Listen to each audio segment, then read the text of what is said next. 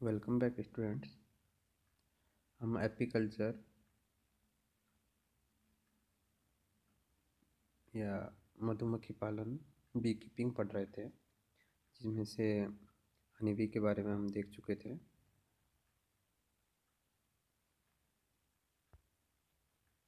आज हम देखेंगे मेथड्स ऑफ एपीकल्चर, मधुमक्खी पालन के तरीके। इसके दो तरीके होते हैं, एक ओल्ड मेथड और दूसरा मॉडर्न मेथड। पुरानी या देसी विधि की बात करें तो प्राचीन काल में शहद प्राप्त करने के लिए मधुमक्खी के छत्ते के नीचे व्यक्ति अपने पूरे देह पर एक मोटे कपड़े को लपेट करके उसके नीचे, छत्ते के नीचे धुआं उत्पन्न करता था। इस धुआं के कारण मधुमक्खियाँ वहाँ से उड़ जाती थी और शेष जो मक्खियाँ होती थी वो मर जाती थी, और यहाँ से छत्ते को तोड़ लिया जाता था और छत्ते को तोड़ करके इस छत्ते को निचोड़ कर इससे शहद अलग किया जाता था। इस दौरान छत्ते में उपस्थित लार्वा, प्यूपा, इनके जो एग होते हैं वो भी नष्ट हो जाते थे, और साथ में ये सब शहद के अंदर मिक्स हो जाते थे, मिश्रित हो जाते थे। इस प्रकार से प्राप्त जो शहद होता था वो शुद्ध नहीं होता था। धीरे धीरे लोगों ने घड़े, संदूक, लट्ठों का प्रयोग आरंभ किया, जिससे मधुमक्खी इनमें छत्ता बनाने लगी, किंतु यह आवश्यक नहीं होता है कि मधुमक्खी वहाँ छत्ता अवश्य ही बनाए। इस विधि को ही वैज्ञानिक पद्धति में रूपांतरित किया गया और कृत्रिम छत्तों का आविष्कार हुआ। दूसरी विधि है modern method, modern scientific method, आधुनिक वैज्ञानिक विधि। आधुनिक वैज्ञानिक विधि के अंदर कृत्रिम छत्तों का प्रयोग किया जाता है, जिन्हें एक स्थान से दूसरे स्थान पर आसानी से लाया ले जाया जा सकता है। शहद प्राप्त करने के लिए इन छत्तों को तोड़ने की आवश्यकता नहीं पड़ती है, बल्कि इनको बार बार उपयोग में लाया जा सकता है, जिससे कि मधुमक्खियों को बार बार स्थान नहीं बदलना पड़ता एवं छत्ते बनाने के लिए श्रम का अपव्यय नहीं करना पड़ता। और इस प्रकार से जो शहद प्राप्त होता है वो शुद्ध होता है, क्योंकि इसके अंदर लार्वा, प्यूपा और एग मिश्रित नहीं होते हैं। इन छत्तों की देखरेख पालनकर्ता द्वारा की जाती है और विपरीत मौसम में उठाकर इन्हें सुरक्षित स्थानों पर रखा जा सकता है। अप्लायंसेज फॉर बी कीपिंग, मधुमक्खी पालन के उपकरण।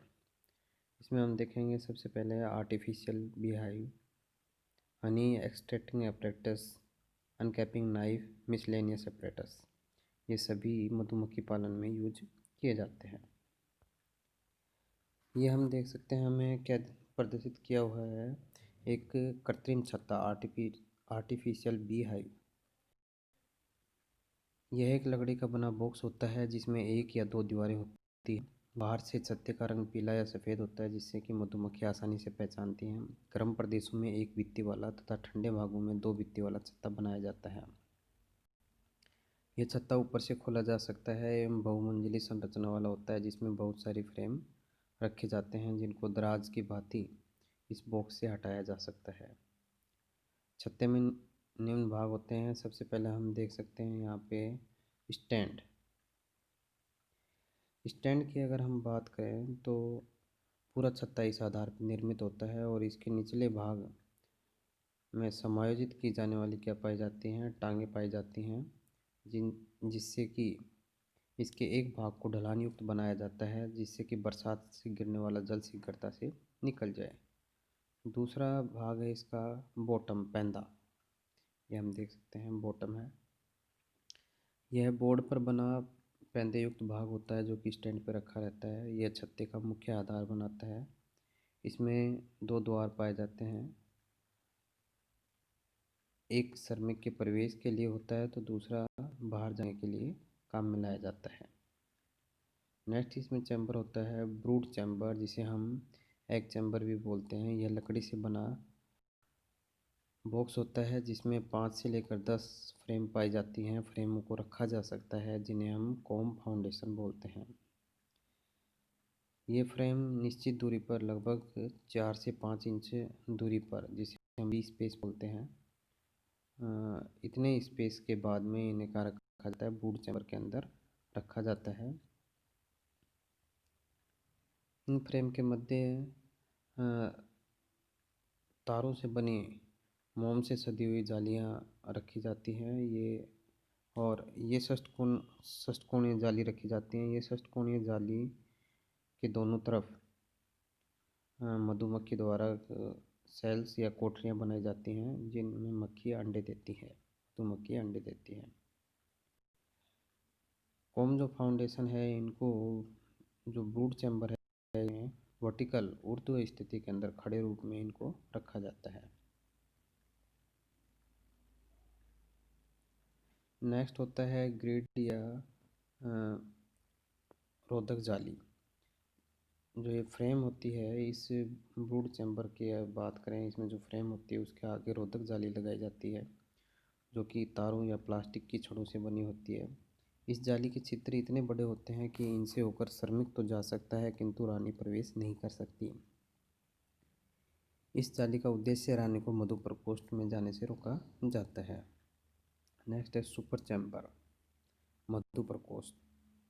ये जस्ट जो ब्रूड चैम्बर है इसके ऊपर स्थित होता है। पराग में मकरंद लेकर के श्रमिक यहाँ पर पहुँचते हैं और शहद के रूप में जमा करते हैं। इसमें भी आवश्यकता अनुसार फ्रेम्स को बढ़ाया जा सकता है। इस कक्ष को लकड़ी के पट से ढका जाता है जिसे हम इनर कवर बोलते हैं। इसमें वायु आने जाने हेतु छोटे छोटे छिद्र पाए जाते हैं। और सबसे ऊपर हम देखेंगे टॉप कवर। छत्ते के ऊपर टीन या जिंक की चादर से बनी हुई एक ऊपरी भाग पे एक छत पाई जाती है जो कि बरसात में इसकी रक्षा करती है।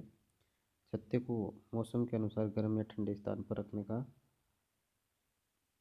प्रावधान भी इसमें होता है। इसमें देखा जाता है कि जो टॉप कवर है, इस टॉप कवर के द्वारा छत्ते को मौसम के अनुसार गर्म या ठंडे रखने का प्रावधान भी इसमें होता है।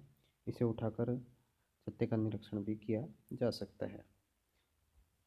तो इस प्रकार से हम देखेंगे ये क्या होता है, एक आर्टिफिशियल छत्ता होता है जिसके अंदर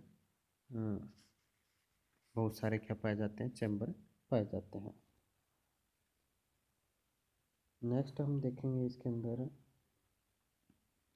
हनी एक्सट्रैक्टर। कृत्रिम छत्ते के अंदर शहद को निकालने के लिए एक हनी एक्सट्रैक्टर पाया जाता है। यह एक टिन या टिन के रूप में होता है या एक धातु का बना हुआ ड्रम होता है। इसमें कुछ जालीदार थैलियाँ घूमने वाले रोटर पर लगी रहती हैं, जिसमें रोटर पर लगी रहती है कॉम, जिन पर मधुमक्खियों का शहद इकट्ठा रहता है। इन्हें रोटर पर दिया जाता है और इसे घुमाया जाता है, जिससे शहद है ये सेंट्रीफ्यूगल फोर्स द्वारा इन फ्रेम से अलग हो जाता है और फ्रेम को इस दौरान किसी प्रकार की कोई हानि नहीं होती। शहद है ये ड्रम की भित्ति से टकराकर नीचे पैंदे पर गिरता है और ड्रम के निचले भाग में इकट्ठा हो जाता है, जिसके निचले भाग पर टोटी लगी रहती है जिसके माध्यम से शहद को बाहर निकाल लिया जाता है। Uncapping knife. छत्ते के जो मधु प्रकोष्ठ होते हैं, मधु प्रकोष्ठ में कॉम के भीतर शहद कोष्ठकों में भरा रहता है और इन कोष्ठक या सेल के ऊपर मोम की कैप लगी रहती है, टोपी लगी रहती है। इस वजह से मधु या हनी को या शहद को बाहर निकालने के लिए इन कैप को हटाना आवश्यक होता है। इन कैप को चाकू को गर्म करके और इस मोम को पिघला करके खोला जाता है। मिसलेनियस अप्लायंसेस या मिसलेनियस अपरेटस।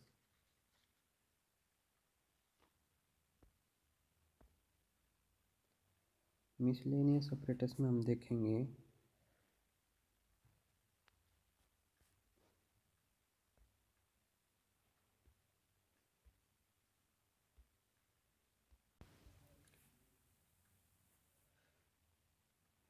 B gloves. दस्तानों की अगर हम बात करें तो पालनकर्ता दस्ताने पहनकर सभी कार्य करता है, अतः डंक लगने पर व चोट लगने की संभावना कम रहती है और शहद भी शुद्ध बना रहता है। नेक्स्ट है बी वेल, मधुमक्खी पर्दा। यह बारीक जाली से बना हुआ पर्दा रहता है और इसे उड़कर पालनकर्ता मधुमक्खी के डंक से स्वयं को बचाता है। नेक्स्ट है स्मोकर। यह एक टीन का डब्बा होता है जिसके एक सिरे से धुआं निकलता है और इसका उपयोग छत्ते की देखभाल करते समय तथा मधु निष्कासन के समय किया जाता है। धुएं के कारण श्रमिक जो मक्खियाँ मधुमक्खियाँ होती हैं वो छत्ते से दूर चली जाती हैं और जिससे कि डंक के दंश से बचा जा सकता है। ब्रश, यह फ्रेम्स को साफ करने के लिए उपयोग में लाया जाता है। स्क्रैपर, यह एक धारदार चाकू जैसा उपकरण होता है जो कि चौखट से शहद शहद को क्रश करके अलग किया जाता है, जिसके माध्यम से चौखट से या जिसके माध्यम से फ्रेम से जो शहद लगा हुआ होता है उसको क्रश करके क्या किया जाता है, अलग किया जाता है। नेक्स्ट है catching and rearing of honey bee.